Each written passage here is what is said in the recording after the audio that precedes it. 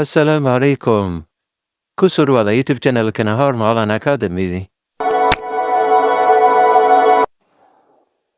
Malto heno kaldenina how to make English sentences. Kapkola sama jumla Ingrisa.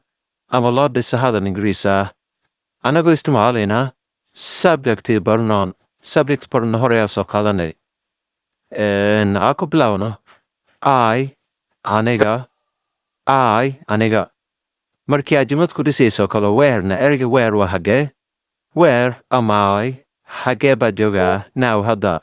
Where am I now? Halke misa hage ban joga hada. Where am I now? We wa naga. We anaka. Where are we now? Hage ba jogna naga hada. Where wa hage? Are we now? Hage ban jogna hada. You adiga. You adiga. Where are you now? Hage ba jogta hada. Where are you now? Hage ba jogta hada adiga. You adiga. They ayaga. They ayaga. Where are they now? Hage bi jogan ayaga hada.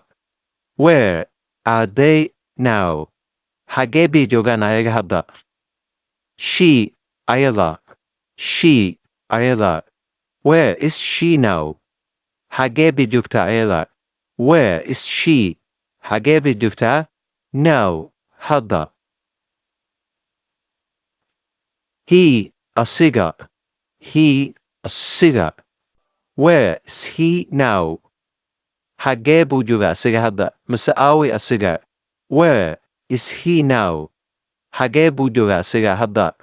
Masaawi asiga hada. It's ayada iddu halada sida hayawaanada iyo ohaba anolen. It's ayada masasiga. Where is it now? Hage bujugta ayada. Masa hage bujuga asi hayawaanada sida salakolo. And girls where is it now?